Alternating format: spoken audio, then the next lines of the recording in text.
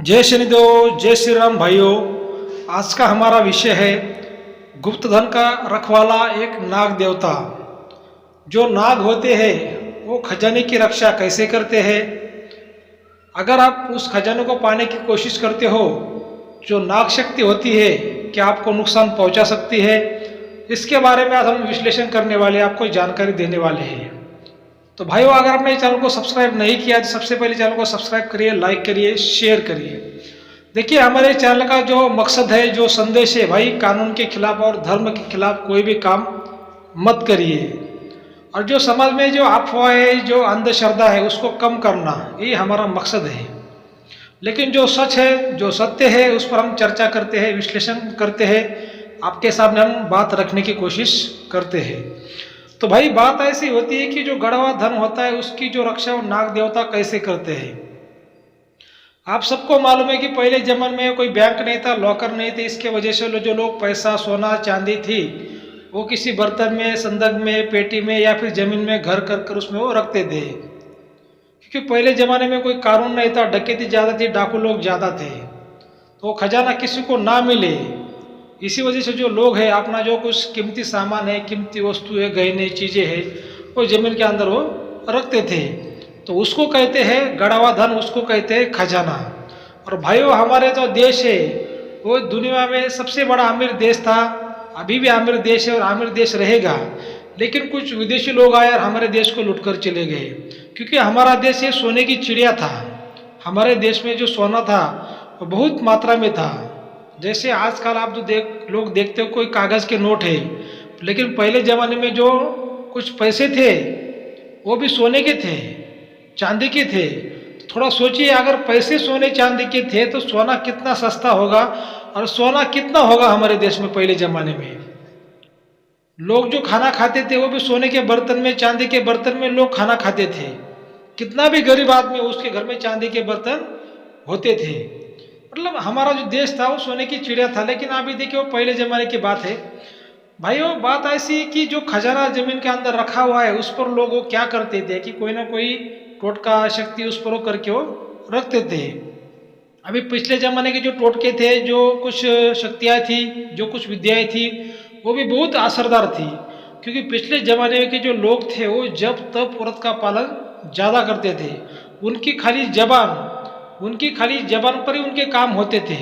अभी आज के ज़माने में भाई जो लोग हैं वो जबान तो 1 मिनट के अंदर बदल देते हैं। अगर आप कोई स्टैम्प भी करवा लेते हैं तो फिर वो लोग बदल जाते हैं। तो थोड़ा सोचिए कि पिछले ज़माने में कोई स्टैम्प भी नहीं था, कोई कोर्ट नहीं था, कानून नहीं था, फिर भी खाली जबान पर लोगों के सौदे होते थे, बातें होती थी। इतने वो लोग ईमानदार थे।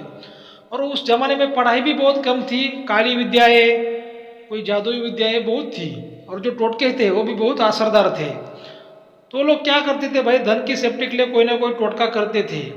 अभी जितना बड़ा धन उतना बड़ा टोटका, जितना कम धन उतना छोटा टोटका। तो क्या होता था भाइयों कि कोई ना कोई व्यक्ति ऐसा बड़ा अगर धन जमीन के अंदर रखता है तो उस पर वो नाग का टोटका करता था। और जो नाग का टोटका है भाई, वो सबसे बड़ा खतरनाक टोटका माना गया है। अगर किसी धन पर नाग का टोटका है तो उसको काट पाना बहुत ही मुश्किल होता है।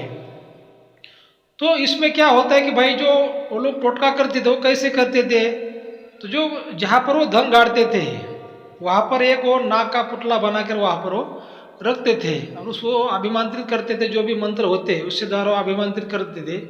और वो कैसे उसको अभिमंत्रित करते, कैसा टोटका बनाते थे, कैसा नाग का पुतला बनाया जाता है, इसके बारे में मैंने एक चैनल पर वीडियो बना के रखा है। आप वहाँ जाके वो जानकारी आप प्राप्त कर सकते हैं। और वो जो वैसा टोटका जो बनाते थे भाइयों, तो बाद में अगर उस धन को निकलने के लिए कोई जाता था, कोई बाहरी व्यक्ति, तो उसको रेल का वो नाग दिखता था, वो जो नाग है उसको भगाने की कोशिश करता था। अगर वो व्यक्ति नहीं मानेगा तो उसको काट कर वो शक्ति उसको वही मार देती थी। जो नाग शक्ति है, जिसने धन रखा है उसको ये धन वो निकलने देगी, ऐसा वो टोटका था। अभी बात ऐसी हो गई कि पिछले ज़माने के जो शहर थे आज के ज़माने गांव बन गए। पहले गांव थे तो अभी शहर बन गए, जंगल के शहर बन गए, शहर के जंगल बन गए। देखो, परिवर्तन ये होता ही रहता है, ये दुनिया का नियम है। तो ऐसे में क्या होगा कि जो कुछ खजाने थे, कुछ लोग मर गए, कुछ लोग भूल गए, कुछ लोग पागल हो गए, तो उनका जो खजाना है वो जमीन के अंदर वैसे रह गया। तो आज कहीं पर वैसा अगर खजाना है वहाँ पर नाग शक्ति है, नाग देवता है भाइयों। तो ये नाग देवता, ये नाग शक्ति क्या करती है, उस खजाने को अगर कोई तांत्रिक निकालने की कोशिश करता है या फिर कोई आम आदमी को पता है कि भाई यहाँ पे खजाना है, वो उसको निकालने की कोशिश करता है, तो ये नाग शक्ति उसको नुकसान पहुँचाती ही पहुँचाती है।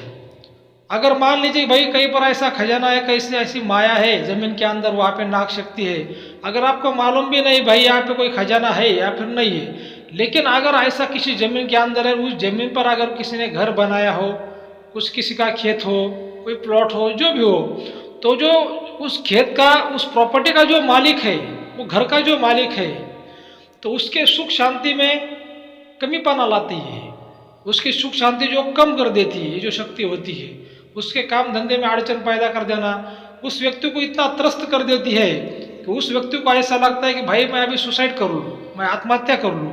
मतलब इतना परेशान उस व्यक्ति को कर देती है, चाहे वो कितना भी बड़ा अमीर हो, कितना भी बड़ा बिजनेसमैन हो, कोई भी व्यक्ति हो क्या। तो क्या करती है, जो उस व्यक्ति का जो व्यापार, जो करियर, जो काम होता है, जो घर होता है, उस पर झगड़ा लगा देती है, पूरा उसका करियर वो शक्ति बर्बाद कर देती है। क्यों करती है भाइयों? कि वो शक्ति वहाँ पर होने के कारण उस घर को दोष लग जाता है, वो धन वहाँ पर होने के कारण उस व्यक्ति को दोष लग जाता है जिसके नाम पे वो प्रॉपर्टी है।